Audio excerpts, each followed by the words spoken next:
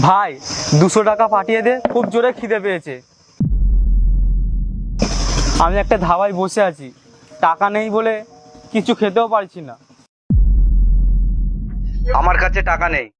আরে আরে তুই চিন্তা করিস না, আমি চাকরি পেলে তো সব টাকা ফেরত দিয়ে দেবো। আরে তুই রাগ দেখাচ্ছিস কেন? আরে আমি রাগ করছি না, আমার পেটে খুব খিদে তো, তাই জন্য গলাটা এরকম লাগছে। শোন, আমার কাছে টাকার জন্য আর ফোন করবি না, বুঝলি? ঠিক আছে, মনে হয় তোর কাছে আমার ফোনটা করাই ভুল হয়েছে।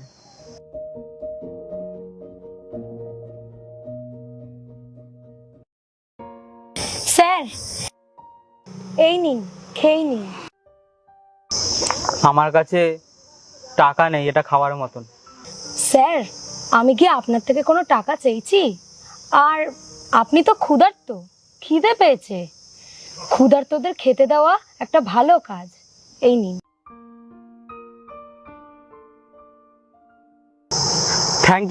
Thank you so much. সত্যি আমার খুব জোরে খিদে পেয়েছিল।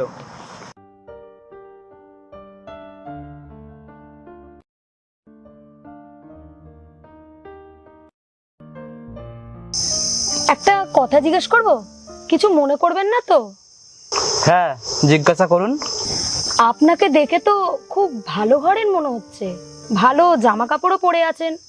তাহলে আপনি ফোনে 200 টাকা চাইছিলেন কেন?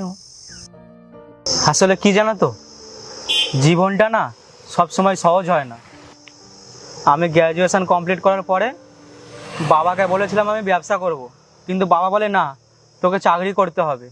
আর আমি বাবার কথা মানিনি বলে বাবা আমাকে ঘর থেকে বার করে দিয়েছে। আর বাড়ি ছাড়ার পরে আমার আর কোনো উপায় ছিল না। পড়াশোনায় আমি খুব ভালো ছিলাম জানেন তো, কিন্তু নিজের তো পেটটাও চালাতে হবে, সেই জন্য আমার কাছে টাকাও ছিল না। আর আমি একটা নতুন কোম্পানিতে ইন্টারভিউর জন্য ফোনও করেছিলাম। আমার ভাগ্যটা ভালো, ওখান থেকে ফোনও এসছে, কিন্তু লোকেশানটা তো অনেক দূরে, সেই কলকাতায়। আর এখান থেকে তো কলকাতায় যেতে অনেক সময় লাগবে। আমার কাছে টাকা নেই যে আমি কলকাতায় যাব, তাই আমি বুঝতে পারছি না আমি কী করব। আর আমি আমার বাবার কাছেও টাকা চাইতে পারছি না, কারণ আমি খুব আত্মসম্মানী। আমি একবার কারোর কাছ থেকে মন উঠিয়ে নিলে তার দিকে আমি আর দেখি না। আমার একটা বন্ধু ছিল, ওর কাছ থেকে আমি 2-4 বার টাকা ধারও নিয়েছি, কিন্তু এখন আমি ফোন করলাম, ও টাকা দেওয়ার জন্য সাফ মানা করে দিল। বললো আমার কাছে টাকা নেই, আমি দিতে পারবো না। জানেন, আমি ওকে বলেছিলাম যে আমি চাকরিটা পেলেই তো সমস্ত টাকা দিয়ে দেবো, কিন্তু ও শুনলো না। কথায় আছে না, যখন আপনি পাকে পড়বেন তখন ওই পিঁপড়ে এসেও লাথি মারে। যখন আমার নিজের বাবাই আমার সাথ দিল না, আমার সাথে দাঁড়ালো না, তখন সে তো কোথাকার কে বন্ধু।